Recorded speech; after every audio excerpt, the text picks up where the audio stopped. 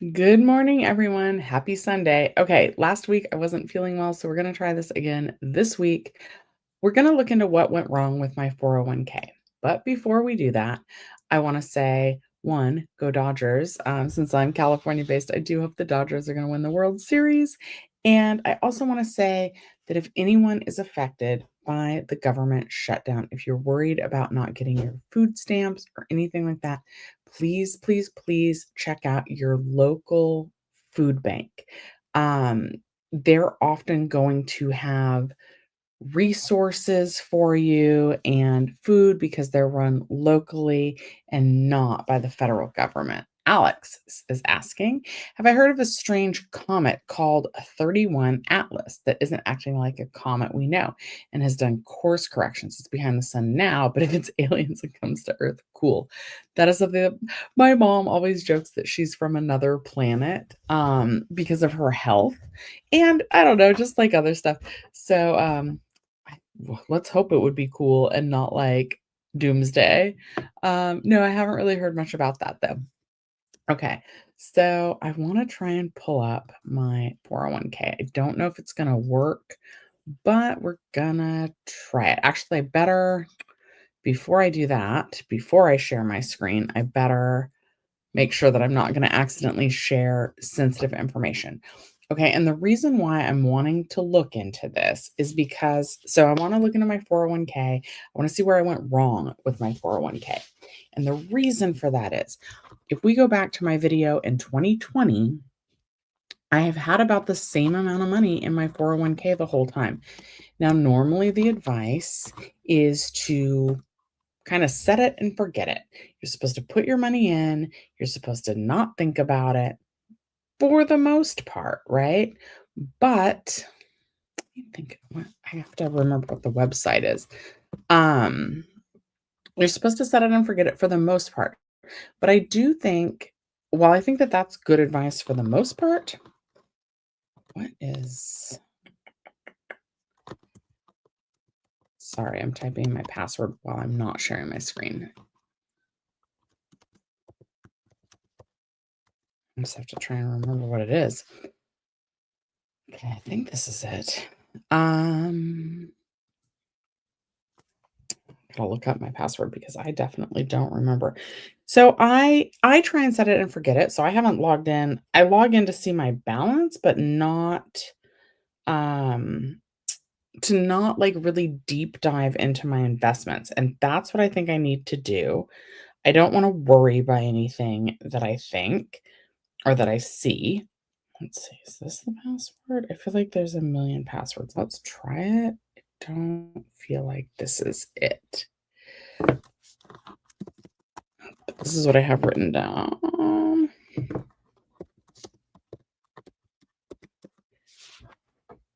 Oh, yeah, I need to do a new password. Okay. They're wanting me to do a new password.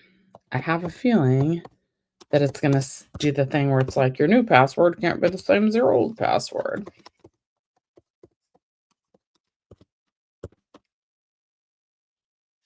Cannot reuse last four passwords.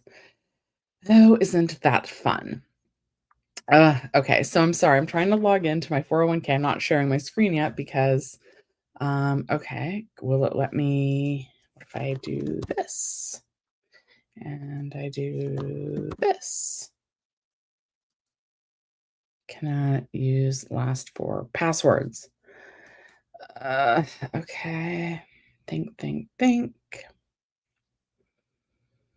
Mhm.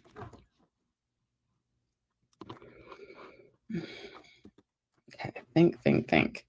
I'm like, why won't it do that thing where it just automatically generates a password for me in my password holder or something? Okay.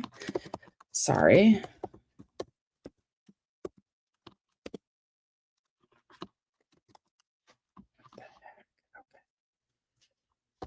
Okay, what the heck? Now it's not letting me delete this password. Ah, okay. All right, try again. Okay, try again.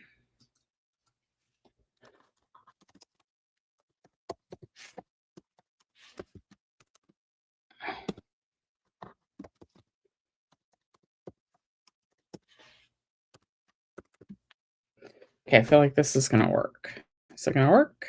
No. That's okay. I'm gonna try again. Okay. Close.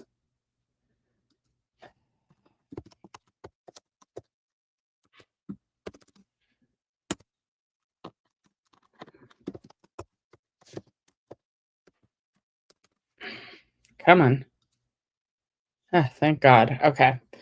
All right. Now let me save that before I forget.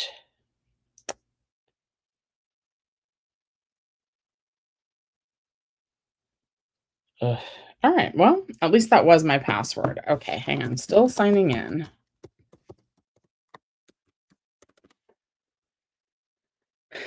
All right. Oh my goodness. Now it wants to verify me. Okay. All right. Sorry, guys.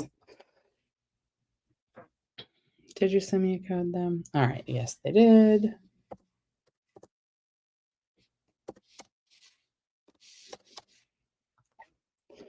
All right. We're going to figure out. So the problem is that a lot of people's accounts have grown. I think this is going to be okay. All right.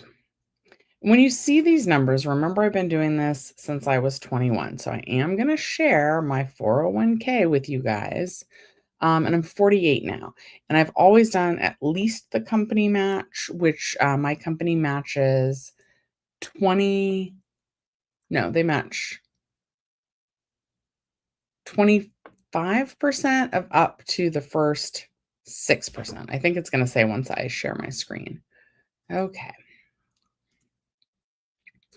So let me just triple check that everything's okay. Okay, so this is what's in my 401k.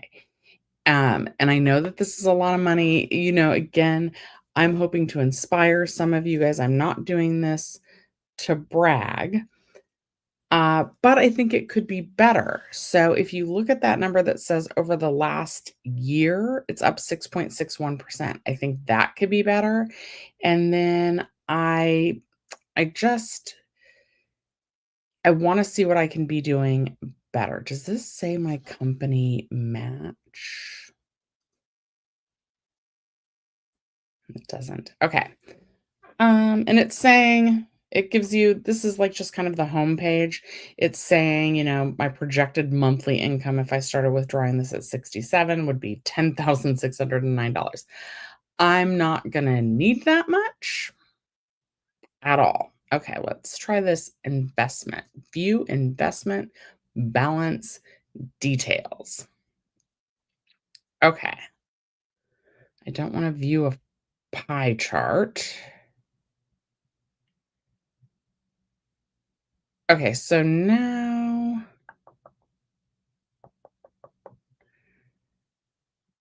I'm kind of looking at okay. I'll tell you guys what I'm looking at because maybe you guys have never deep dived in your 401k. So it's showing my current investments, right? And these are all funds where I have money. So I did put it in the index fund. I need to look at small cap growth. Those normally don't make a lot of money. Maybe it's these 2. So this is down 5 cents. This is the change in price. Okay, plan information. Where so there should be a way for me to look at this in detail. Contribution type within each fund. Let's just we're going to click all these buttons. Okay, employee. So through time, it looks like my employer match has been $67,000, which is literally a whole year of pay, which is amazing.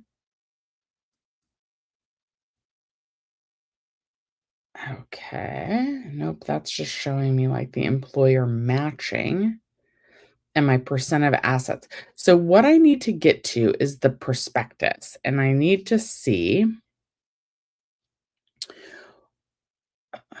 I need quarterly statements. Maybe let's look at that. Please be advised. Yeah. Yeah. I need to stop sharing for just a second while I see if I look at the statement. I need to make sure that there's nothing confidential on here, but there kind of is. Like there's our plan number and everything like that. Beginning contributions. Ugh, the fees year to date. I've lost $1,000 in fees. I'm sorry, I've got some stuff that I can't share with you guys because it's got some sensitive information on there. I'm trying to find out, and there should be a page that shows you how much you've gained and lost. And it's called a prospectus, and that's where I think it's going to show how much money, like why I haven't made more money in my 401k. And so it's not that I'm unhappy necessarily with the amount. I just want to be doing as good as I can. And I feel like it's been stagnant since 2020, and we're almost in 2026. Okay, Joel's asking if I drove for Uber between 2026 and 2020. There's a lawsuit in California for wage theft, and you can get a hefty compensation as long as you drove in that time period. I don't think I did. I drove back in 2014. Um, and so I was just missed that. If there's ever one that goes back all the way to 2014, for those of you who don't know, I drove Uber for a little bit. I'm always with some sort of like weird side hustle. Right now, my weird side hustle is still YouTube. But in the past, it's October. I love Halloween. I've worked at a Halloween store. I used to do yoga. P.S. If you either enjoy working out at a certain studio or you enjoy a class and it's expensive, like if you like yoga or Pilates, or for men, it's probably like, I don't know, like a weightlifting class. Do men don't go to classes as often as boxing. See if they have a program called Work for Trade. So I did Work for Trade for a while because the yoga that I liked was really expensive. And so you did like 4 hours a week of, you know, okay, I was washing dirty towels and stuff, but whatever. And I got my yoga for free, and it was like a $250 a month. However, I did start mentally doing the math, right? You also have to do time versus money. So it's about 16 hours a month. And like, honestly, it was probably better use of my time to just pay the money. But I did Work for Trade for a while, and it allowed me to, not spend money out of pocket in order to save money, and I felt like I was, like, involved in the community, and I really liked it. So, I volunteered at a yoga studio to do Work for Trade, worked at a Halloween store, and for a little while, I drove Uber. I only did it for about 3 months. It was right my car was brand new, and I got my car in September of 2013. That's part of how I remember. So, my car wasn't even a year old when I was driving Uber, and I personally, I definitely, again, felt like I wasn't even making minimum wage when I was driving Uber. So, thing number 1, right, like, I live in LA proper, so that means I was near downtown, I'm near Santa Monica, I'm near Hollywood.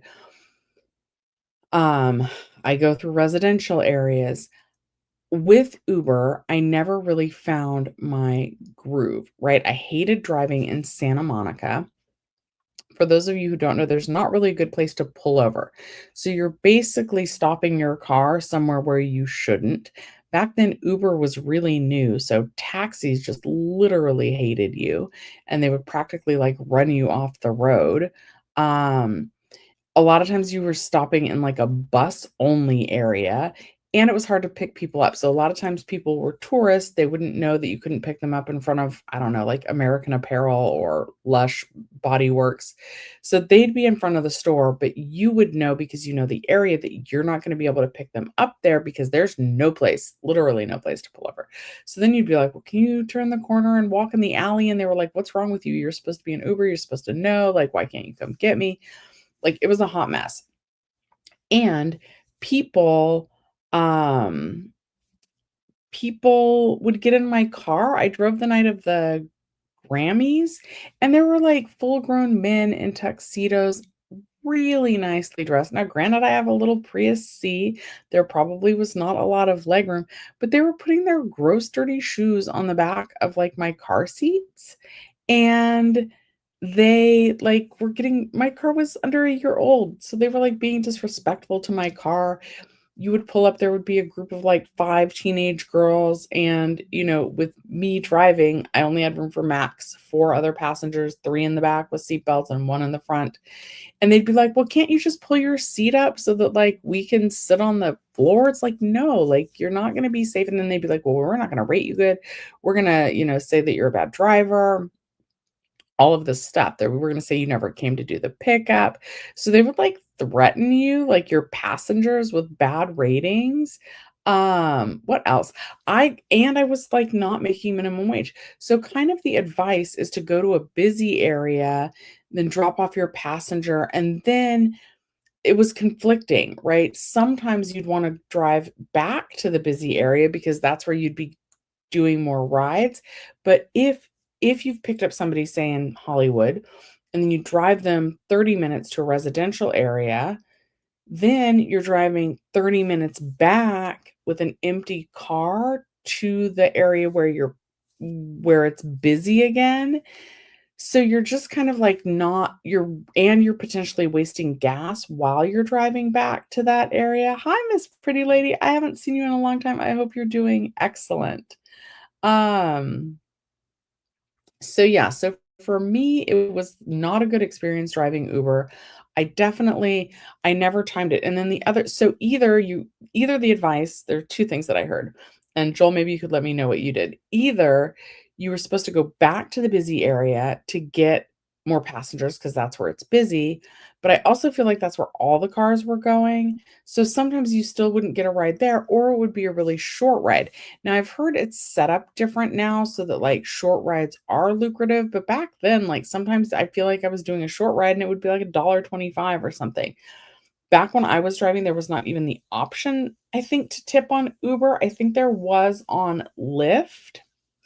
Anyway, so oftentimes I would be it seems like spending more gas driving back and forth trying to get to a busy area than I was actually, like, in the car with clients making money.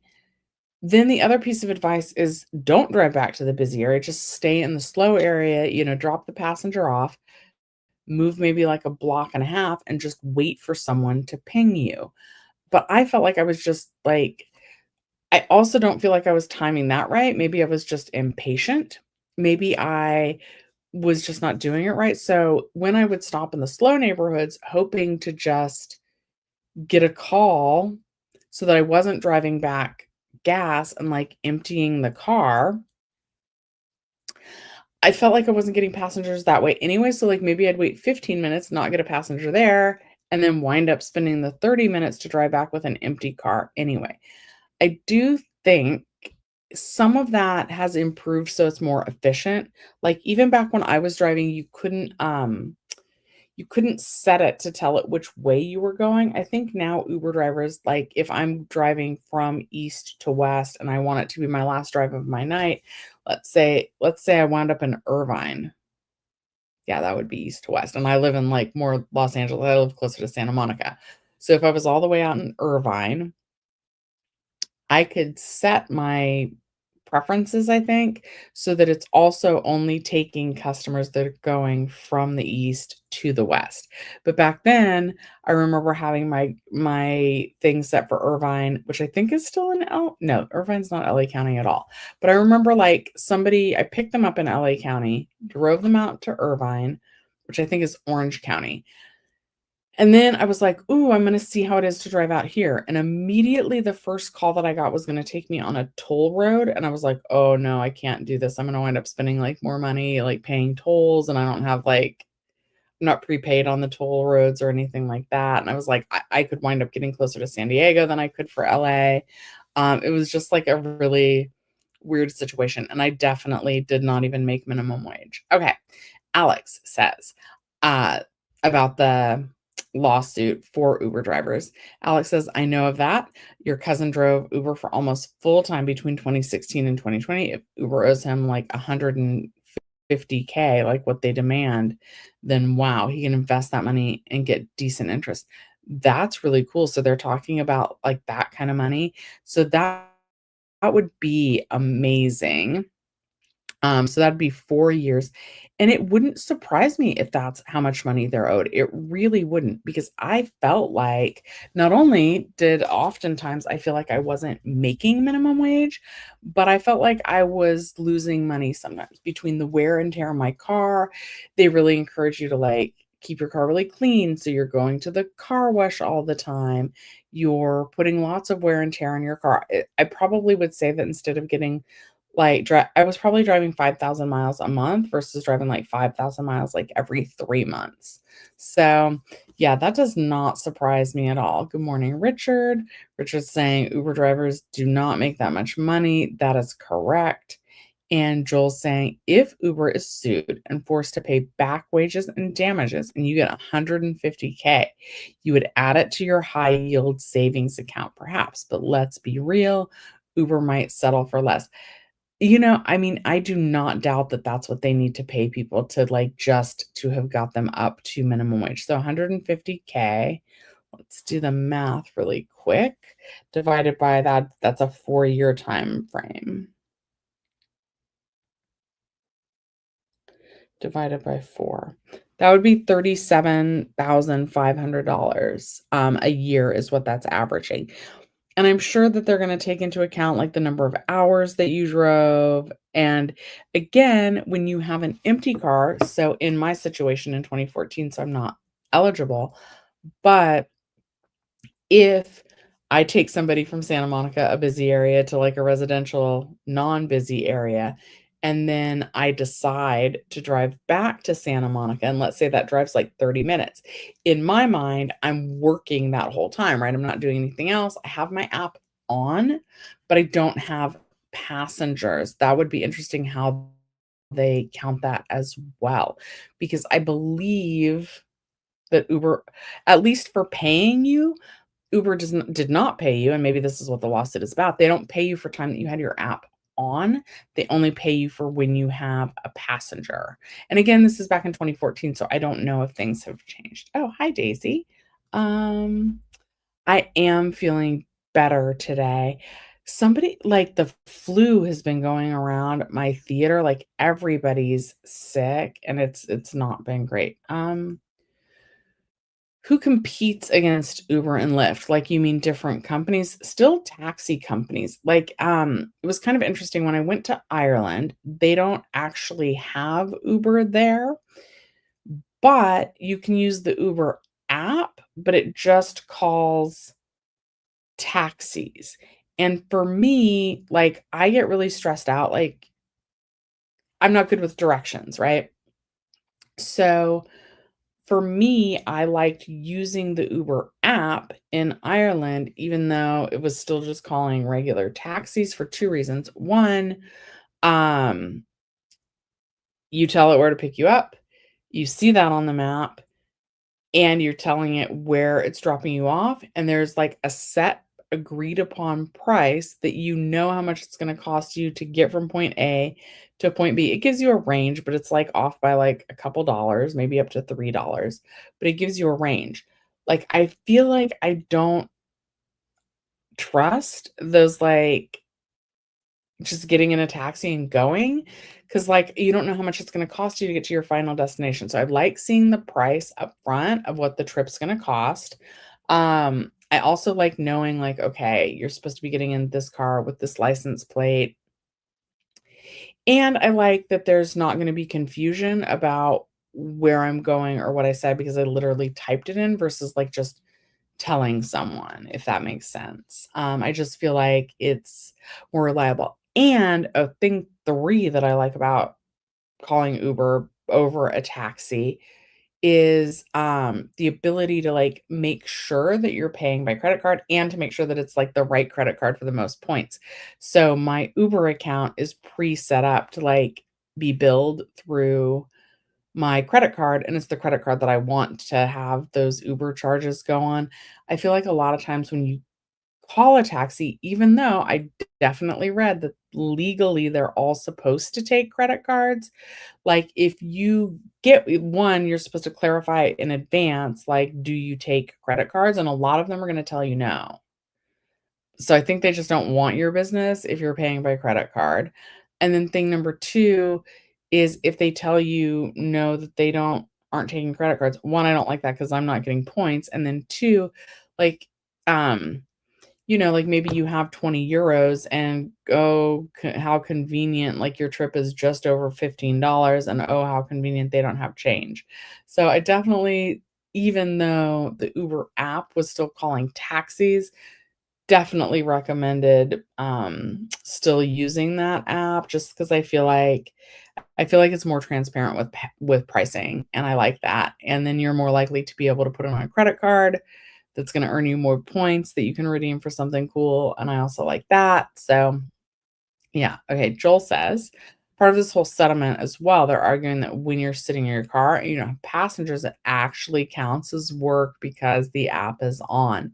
Yeah. So that's what I was just speculating as well.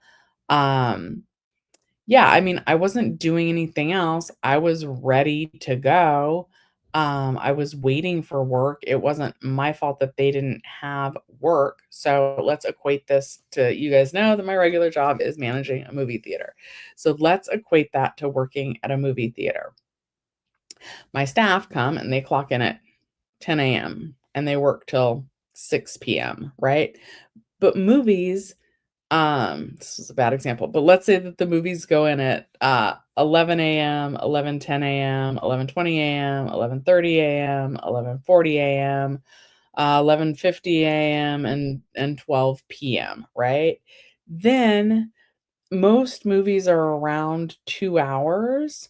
So, from the time that first movie goes in, 11 AM, 12 PM, you're still working. Maybe you're still working till 12:15 PM because, people are coming late. You're restocking, you're cleaning the bathrooms, you're sweeping the lobby, you're restocking the shelves, that kinda thing. But from 12:15, after you're done with your restocking and all that stuff, to about 1 o'clock, when that first movie gets out. Now, some movies can be shorter. Maybe your 11 AM movie gets out at 11:45 or 12:45, right? But you're gonna have at least 30 minutes of downtime, right? That's when we find projects for the staff. That's when we're like, "Oh, we need to clean the ice bin," or, "We need to, prep bags," or, "We need to do this," or, "We need to do that," right? But there's downtime. Um, and they're allowed to talk to each other, but they're there. They're ready to help a customer if a customer comes out and needs a refill, or they need to report that someone's talking in the auditorium, or any of those types of things. They're there, they're in their uniform, they're on the clock, and they're getting paid for that time, right? We're not like, "Oh, it's downtime right now, go clock out," and then you're not getting paid until a customer comes up, like, that's not how that works. Like, they have to be available, and it's similar in my mind for Uber. That was my experience. I spent a lot of time with the app on, waiting for customers. There's also times, ugh, and this would suck. So there would be, like, surge pricing, right? So let's say there's, like, a concert. Let's say Taylor Swift is playing at the Kia Forum or something, I don't know. Um, when that concert gets out, they're gonna be calling so many Ubers, and it's surge pricing. But sometimes, now this might not be true for a concert, but, like, if it's a smaller club or whatever, sometimes you like, so it would ping you, and it would be like, "Surge pricing at the Kia Forum. Do you wanna go?" And you'd say, "Yes," and you'd turn your car around, and maybe you weren't even near that place, but you'd turn your car around, you would start to drive to where it's busy, and then it would tell you that surge pricing was no longer off. So sometimes you'd be going, like, east to west, and then it would be like, "Nah, do you wanna go west to east instead to get to this venue that's gonna pay you more?" And so you would start driving there, and then they would have enough drivers going there that then the extra fee would be gone. So now you're just kind of like I don't know, you're just driving around aimlessly. And then sometimes while you're on your way, right, you still have your I mean, I still had my app on, I guess. Sometimes you'd be on your way to the busy area and you would get, like, a different call in the other direction that was not in the busy area. I just, like, at least back in 2014, they hadn't had it figured out yet, and I was on the clock or on the app waiting to accept rides that sometimes never came. Like, sometimes, like I was saying, if you went to, like, a slow area, you drop your passenger off and the app is on, and the reason why you would do that, the reason why you would stay in a slow area and not just drive back to the busy area is because you're wasting your gas that way too. You're not paid for. So let's say I pick somebody up in Santa Monica, let's say that they live 45 minutes away, and now I'm like, I mean, it's California, nowhere's really the sticks, but, like, let's say you're in a residential area. There's not, like, a club or event, or it's not dinner time or lunchtime or school's not getting out or whatever. Um, so once you're in a residential area, you might not get a ride request in that area for a while. So then, do you waste your gas driving empty back to a busy area? And for me, that is how I feel like I wound up losing money driving Uber, is because so I would drop off the passenger in the residential area and I would wait for like 15 minutes, right? It was always like a inner battle in my mind. Do I drive back to a busy area or do I sit here and wait? Do I drive up my gas going to an area where I know there will be business, or do I sit here and wait? The other thing is, the ride does not start and you don't start making money, at least back in 2014, until the passenger's in your car. So let's say I was in Santa Monica and I just drove 45 minutes and now I'm in a residential area. Now let's say I do get a call that I'm in a residential area. I think now, like, Ubers, usually they're only like I'm gonna say they're only about 7 minutes away max. But you can go 7 minutes away in the other direction that's still not taking you closer back towards Santa Monica, which is where you wanna go, which is where it's gonna be busy.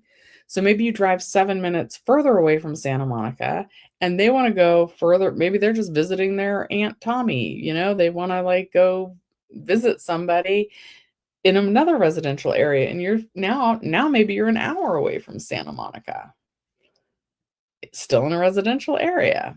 Also, maybe it's just that LA is weird, but yeah, it can get tricky, and yeah, I think that the drivers should be paid as long as that app is on, and that could be a lot of money for a lot of people, and I'm sure that they have ways of tracking that the app is on. Family Dollar says, "I stopped taking Uber because the last time I took it a few months ago, I paid $50, and the driver showed me what he was getting paid. It was only $18." Yeah, I mean, so that's the tricky thing. I don't know if it's any better with taxis, but especially here in California, like, the fees and everything for Uber that they're paying, how they're classifying the drivers, they're probably trying to make money to cover those lawsuits. Um, those are definitely being passed on to the customer for sure. And yeah, Ubers here are really expensive. And I'm gonna say, like, when I was in Ireland, the distance was probably about 15 to 20 euros to go about 2 miles, which seems kind of high, but, like, I also didn't wanna be doing that much walking. Um, so yeah. Alright, I enjoy when we talk about this. I'm still trying to figure out what's going on with my 401. Oh, no! Oh my goodness, I was gonna go back on my 401k, and now it's saying that the session has timed out. And I was still trying to find those prospectuses. Also, I forwarded myself an article. Let's see, what was it that I was gonna share with you guys? Oh, it's called the Expat Escape Plan, and it was gonna be about how to, I've got a lot of articles that I wanted to share. This is on Architectural Digest, 9 best countries for Americans to move right now. We could look at that. Then I also was looking at Business Insider, and it's saying coffee, burgers, and burritos are getting pricier as restaurants pass rising cost on to diners. Cindy says, When we went to Las Vegas, we used Uber instead of renting a car. It was better to use Uber in that city. Yeah, and I'm really torn about that. So when I just went on my trip, we Ubered everywhere. Hotels these days, sometimes, like here in Los Angeles, I saw a hotel fee that said that they charge $40 a night, 40 a night just to park the car. And then, like in a city like LA, in a city like Dublin, you're also paying probably like literally everywhere you need to park. And we rented a car for one day when we were in Dublin. I'm not sure if that was worth it. We got back too late to return the car that night, so we had to pay the $40 parking fee. And I'm sorry, but you can take quite a few Ubers for $40, you know? Probably like 2 or 3 Uber rides. So now you're definitely Ubering to one destination and then Ubering back, so that's your 2 maybe right there. But, like, it's also especially in, like, a new city that you're not familiar with, you're not dealing with the stress of trying to find a parking lot. You're not dealing with paying for parking. You're not dealing with, "Oh my god, am I gonna get a ticket? Am I allowed to park here?" Because your Uber is just dropping you off and you're getting out of the car. And to me, also in Ireland, they drive on the other side of the road. I didn't drive when I was there, my friend drove. Um, but yeah, it's less stressful to have somebody else do the driving while you're on vacation. Um, you know me, so I was constantly, like, doing the math in my head, like, "Should we have rented a car? Should we not have rented a car?" Now for Ireland specifically, I think I would have done the trip different. I do think I would have rented a car, but not to be in Dublin. I think, if I made any mistakes with that trip, and I'm not gonna call it a mistake because I had, like, a wonderful time, but, um, if I would have researched a little bit more before finalizing my plans, I don't think we would have stayed in Dublin the whole time. I think we probably would have maybe stayed in Dublin a couple days, then we probably should have rented a car and just drove ourselves, and we should have seen more areas outside of Dublin than we did, but we had a great time just in Dublin, and yeah, the stress of not driving, but at the same time, it didn't make sense to take an Uber. The day we rented a car was the day that we held the Owls. We went to a town called Wicklow, which was like an hour, hour and a half away. We also did like a big tour bus thing where we got on the tour bus and it drove us over to the other side of the island. We saw the Cliffs of Moher. Um, I think it would have been more fun to not do that with the tour bus, and to go on our own time so that we could stay. Like, I'm a slow walker, and I definitely wanted to walk more, but they were like, "Okay, you guys have 2 hours here," and I didn't quite I didn't explore it all. Um, I mean, maybe that was better to, like, not overdo it. But if we would have had a car, we could have done it on our own time and made our own decisions regarding that. And they do say, like, "Hey, if you're going to Ireland, don't just spend all your time in Dublin." So I would have not booked the hotel in Dublin the whole time, and I would have, probably stayed in Dublin for, like, 2 days and then started working our way to the other side of the island and then working our way back so that we could take our flight back, is probably how I would have done that. But since we were just in Dublin, we didn't pack too much in any one day. We did like our hotel. Our hotel had a heated pool, which we used every single day. I love the water. Um, but it was nice not being stressed about parking, not knowing where we're going, not paying for parking, and I think I didn't even include, like, the rental car fees. I was just talking about how much it cost to park it at the hotel overnight.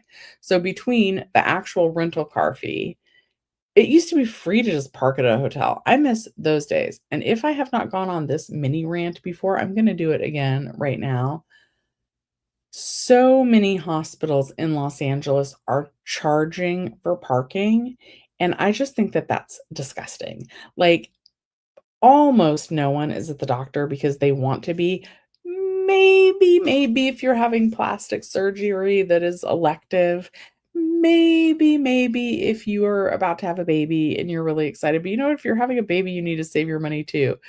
So you're probably not excited about $15 to park at a doctor for a doctor visit. Like, that's crazy, right?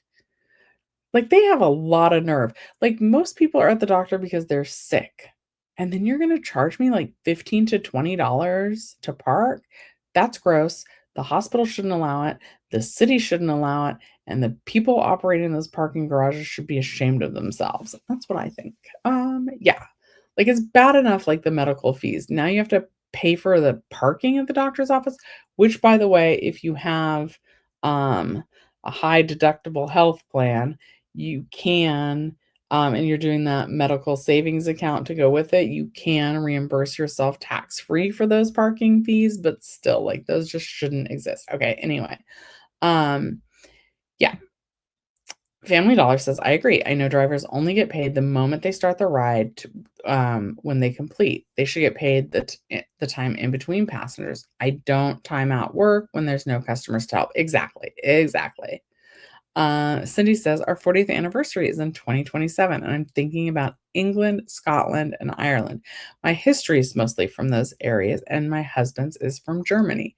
Yeah, I mean, 10 out of 10, like, I would recommend doing the England, Scotland, Ireland, itinerary. We thought about going to Scotland for just one day, and now I'm kind of thinking about trying to go back separately. We also went to see a concert while we were there, Patti Smith. It was opening night of her, tour, and, we met somebody from Scotland there, and she was really, really nice. Her name was Sally, and I'm Shelley, so we were, like, joking about that, and, she was really nice. It would be nice to, like, maybe visit her. She's welcome to come visit us, and, yeah, definitely recommend. Don't stay in Dublin too many days. Honestly, probably I'm gonna say 2 days in Dublin is probably enough. Also, don't eat burgers. Don't eat a cheeseburger, don't eat a hamburger anywhere in Dublin. It is just not good. Fish and chips are good. Um, nobody did the burger right. We were even in, like, this I don't know why that is. It was not good. We only had 2. We had one the first night we got there in the Temple Bar area, just because, like, it was Saturday, so that's we wanted to do the super touristy area when it was at its height, but then we ended up just eating, like, the first thing we found, and it was super gross, and then, at a hotel, we tried the burger, and it was not good. Okay, Cindy says, "I'm near Indianapolis, and the hospitals in the city charge a parking fee. In the suburbs, they don't charge." Like, that's just so messed up. Like, so my friend, I picked him up from, he has, like, had, like, a big medical procedure, right? Like, he has been in the hospital a ton of times, and his wife was traveling, and his wife was like, "Do you mind taking him?" And I was like, "No, not at all." It's my old coworker. So he had, like, this like, a heavy duty medical procedure. I think it was actually cheaper to valet because sometimes they charge you like $1.50 every 15 minutes versus the valet is a flat fee, and then, like, the valet gets you closer. Like, are we I just don't like it. I don't like it for medical stuff that, like, it's not like we're there for fun. It's not like a concert. PS, like, concert parking is like $50. Like, parking is insane. Ugh, anyway, sorry that to go on that rant. Let's check the movie grosses this weekend. Joel, I'm gonna take a sip of coffee. You guys know that that means to please like the video if you haven't already. Stanford Hospital charges for parking, and they're making money off people's sickness for sure. Pretty awful if you ask me. Yeah. Yeah, I think that that's terrible. That is really that's maybe even more terrible than, like, what Uber is doing. I do think Uber should pay you for whenever you had your app on, at least something. But man, charging sick people to go to the hospital, that's just low. When I was in elementary school, this girl was like, "That's lower than a pregnant ant," because ants are pretty low to the ground, and then a pregnant ant, their belly would be even lower to the ground. Ugh, like, that's just really low. It's lower than a pregnant aunt to charge sick people for parking. I'm gonna take a sip of coffee. That means to please like the video, and thank you for joining me today. I hope everyone's having a happy Sunday. Cindy says, in London, if you see a pile of something mashed and green, it's peas. I had to try it before we realized what it was. That is interesting. You guys know I am wanting to do some more points travel. London is one of the places that I'm considering going on those points. Also, I'm constantly maximizing my points. So Daisy says, children's hospital charges too for right. Like that's so effed up, dude. It just is. Like that is effed up. Like, so you're a parent and your child is sick. And I'm sorry, children's hospital, for those of you who don't know, often you're dealing with children's cancer, children's leukemia. Like, it's not just like, oh, this is like my kid's pediatrician. No, it is like your kid is really sick, right? And so you're not there for fun. You're probably a parent taking off time from work that maybe you can't re you might not even really be able to afford to take it off work anyway. I know that's a thing that a lot of parents with sick kids struggle with, right? Is just affording to go to all the multiple doctor's appointments. And that's the other thing, is that it's not necessarily just one doctor's appointment a week. Sometimes it's several doctor's appointments in the same day. Sometimes it's 3 doctor's appointments a week. Like, it can be a lot, and so you're already taking that time off work, so you're losing money that way. Then, even if you have good insurance, a lot of times there's a copay or there's something that you're gonna pay. So you're losing money from work. You're paying at least your copay, most likely. So let's call it a $15 to $20 copay, and let's call it at least $40 that you're losing from taking the time off work. So you're already at $60, and now we're gonna do another 15 for parking. So it's costing me like, my kid's sick, that's my number one priority, I just wanna get that fixed, and now I'm down $75. In this economy, like, no, that's not okay, it's just not okay. Don't charge sick people to park their cars, like, that's just it's gotta be immoral, right? Like, there's a special place for those parking garage owners. If I'm at a concert venue, sure, and I choose not to take, like, public transportation, okay, fine, charge me the $50. Not sick people. Andrew says, if you see a big hospital with a brand new wing, it's from the massive amount of money they make off parking, all for glitzy new buildings and a lobby with marble. Another unpopular opinion of mine, don't rebrand. Okay, maybe a hospital needs more space, right? Like maybe they're growing. But um so maybe hospitals need new wings, right? They can help more patients quicker in theory. Um But, like, things like Taco Bell or Denny's or Cracker Barrel, they don't need a rebrand. Can you imagine, like, so I think Cracker Barrel, right, they were just in the news for their rebranding, and they were just gonna there was I don't know, they, like, removed the old man or whatever. First of all, that's been their logo for forever. That's brand recognition, right? So they tried to change it, and, like, everybody was like, "No, don't do that." But let's say they would, so I think they've stopped that. But every time you rebrand, right? If they would have moved forward with that, that's every single Cracker Barrel location is going to need to redo their menus so that that has the updated logo. They're going to need to redo their signage outside so that that has, and like the big signs that like light up, that's not going to be cheap. Like, I don't think that that's unless your equipment is falling apart or unless, like, your logo totally no longer aligns with your values, like, don't if don't fix it if it's not broke, right? If something's in disrepair and you like Pizza Hut, they used to have those old, like, stained glass lamp fixtures and things. Now people buy those off eBay for, like, tons of money, I think, like, red tablecloths or something like that. I don't know. But people love that. That's nostalgia. Don't change it. Don't if it's not broken, don't fix it. And if you do wanna renovate your business, fine. But you know what? Wait until, like, the light bulbs in the sign go out. Wait until, like, the wind knocks a palm tree over and your sign is broken and you have to replace it anyway.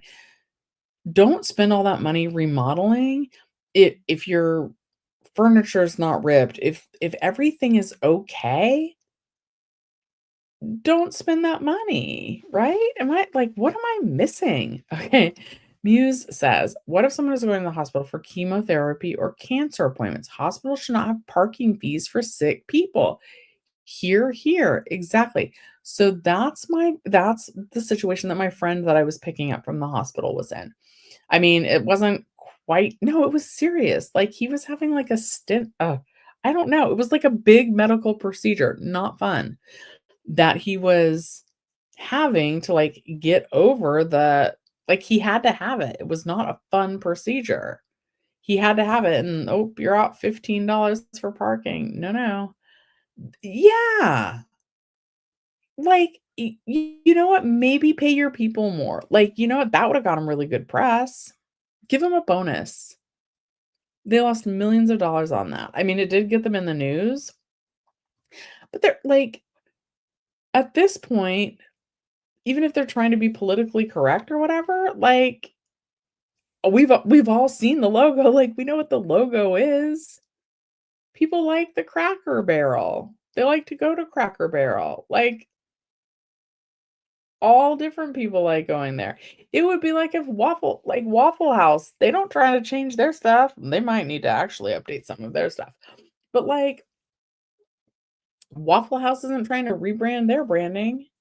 Um, like, it just like, don't spend money that you don't need to spend. If it's not broke, don't fix it. Cindy says, yeah, McDonald's is now decorating in the style of a prison cafeteria, ugly, gray, and depressing. McDonald's is another one. Like, you know what? Keep that funky red and yellow. Like, just keep the original interior unless it's deteriorating. And then if you want to switch the benches out one by one to gray, it's going to look mismatched for whatever. But you know what? I would rather you have a mismatched interior and charge me less than charge me more and, like, you're making weird decorating decisions, right? I just think if it's not broke, don't fix it. And then if you do wanna update it, just do it slowly. McDonald's gone used to freak me out as a kid, however. I had a McDonald's birthday party, and somewhere I have, like, picture of me with Ronald McDonald. Okay, we gotta look at movies, mostly because, I work in a movie theater, that's my regular job, and I don't know what the number 1 movies were this week. Guys, I still gotta dig into my 401k because I do not know why it should have gone up more than it did, but I also need to find the prospectuses, so I think maybe I gotta dig around that a little bit more before I come on with you guys. Okay. We're pulling up the full weekend chart. Okay, so this is for Debbie if she's watching. Chainsaw Man is the number 1 movie. Okay. It's because it's near Halloween. Black Phone 2 is the number 2 movie. Regretting You is the number 3 movie. Springsteen Deliver Me From Nowhere is number 4. Tron Ares, number 5.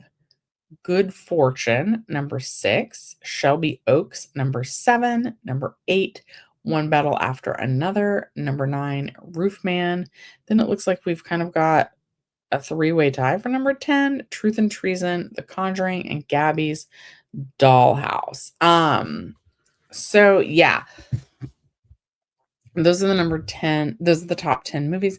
Then you guys, there's a Netflix movie that is out right now in theaters. It will be on Netflix eventually, but it's Guillermo del Toro's version of Frankenstein. Netflix typically doesn't like publish their grosses, but if you can see that, definitely go see it. I would recommend that. Okay.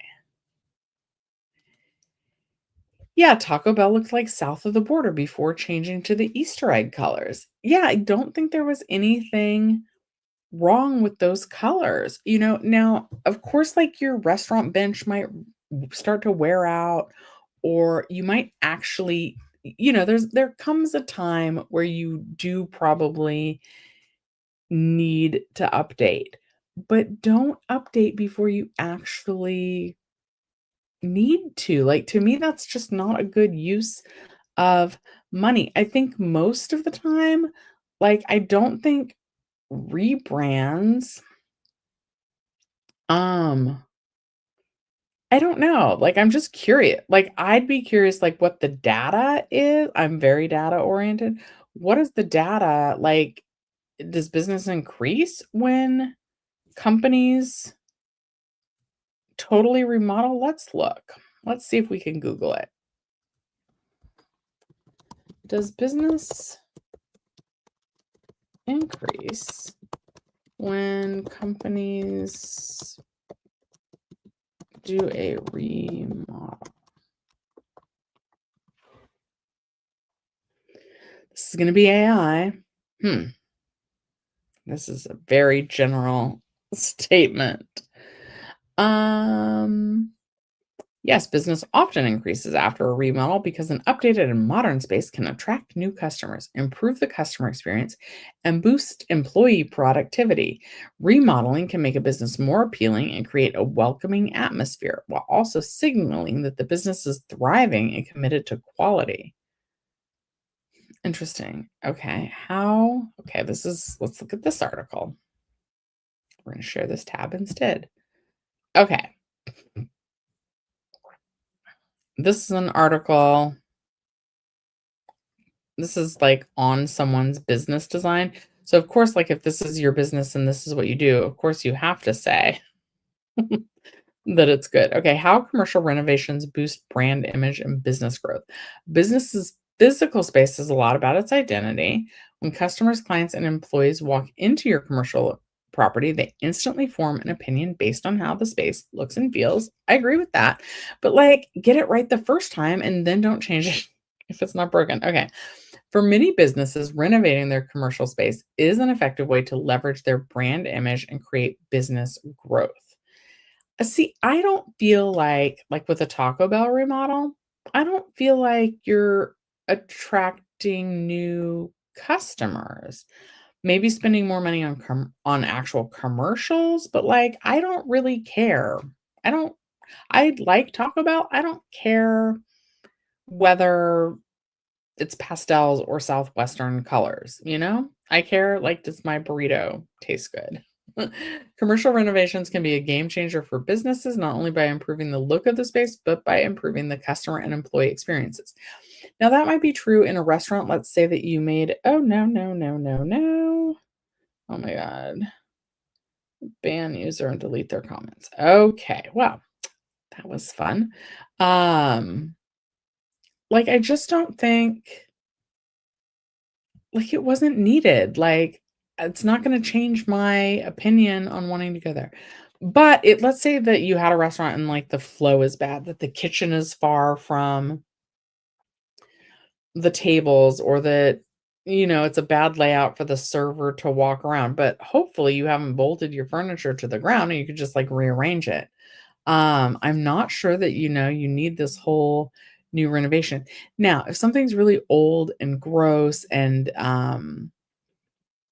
like, if it's showing significant signs of wear and tear, that's when you should redo it. I also understand, like, sometimes maybe some paint companies, they discontinue colors of paint. Sometimes you might not be able to get the same vinyl that your seats were, so maybe that's how it goes, like, maybe they would have kept it that way forever, but maybe the materials that they needed to do that were no longer available, and then maybe you have to pivot. Maybe you're like, "Oh, I remember that kind of, like, burnt orange that was still sort of a pastel color, but, like, I remember those colors on Taco Bell, and I don't think that them changing to the pastels changed anything. Um, but yeah, like, so also, I guess, out of necessity, if they're no longer making the thing that you need to do your interior you have to pivot? Okay. So yeah, stores layout, okay. Update a restaurant's decor. I don't think you need to update a restaurant's decor. And I think half the time, I think people pref prefer the way it was, and then you wind up reverting back. Cracker Barrel? Like, what in the world? Okay. Commercial renovations boost brand image with renovations, the first impression they get from your space. Yes. Commercial renovation is a great opportunity to refresh your environment and communicate your company's values through design. Yeah. If your space feels outdated or cluttered, it could turn customers away, which potentially can lead to a negative impression on your business.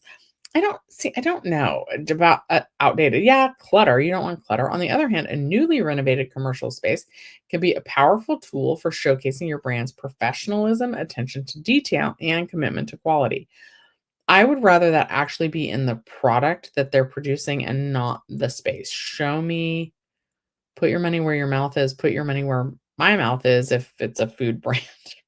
Modernizing your space to reflect your brand. For instance, a restaurant that has been renovated with modern, welcoming design can create a dining atmosphere that attracts more customers and makes them feel comfortable. But why was it uncomfortable at the first place? The same can be true for any business, even if it's a retail store, a law office, or a tech company. Commercial remodeling allows businesses to align their physical environment to the message they want to send about their brand. When people step into a space that looks well maintained and stylish, they are more likely to trust that the company operates with the same level of care. How renovations improve. This is a long article. I'm probably not going to read it all, but I don't know if I'm buying into what they're selling anyway. Um I mean, but why wouldn't you try and get this right to begin with? And I guess trends change, but I feel like you could just update your commercial. I'm not sure that you have to totally change your interior. I mean, but this is not my area of expertise, so I don't know. Benefits of commercial remodeling for business growth. Commercial renovations do more than give a boost to your brand issue. They can also support your business growth. An updated commercial space can help you reach new customers, increase sales, and enhance employee productivity. I would About employee productivity, I would only say that's true if you're optimizing the workflow. For example, somewhere that I know of, their kitchen is downstairs, but their freezer is upstairs. So on delivery day, they have to carry all their frozen food upstairs. But then when it's time to cook it, they have to lug cases of frozen items back downstairs. Now, no one wants to do that. So, could that business remodel to make that more, you know, could that improve employee productivity if they moved the freezer downstairs? Yes, I think things like that could. And does it cost money to move a freezer downstairs? Yes, that's a heavy piece of equipment. Hmm. So yeah, that's going to be a little bit tricky to move it downstairs. Spend the money to that. Show your employees, hey, we care about you not having to take everything upstairs like this. That is gonna make them grateful, and it's gonna improve their productivity if they don't have to walk up all those stairs to, get the product and then walk back down the stairs with the product to give it to somebody. So I can see it for improving the productivity in that way, but, if you just decide you don't like your colors anymore, I'm not sure about that. But I'm sure that there's studies that support it because, again, that's not my area of expertise. If it were my business, that's probably not where I would spend my money, but, it's up to them. Anyway, I've really enjoyed today's chat. I'm gonna head out. Have a great Sunday. Thank you guys so much for watching Shelly's Millions. I'll see you next time.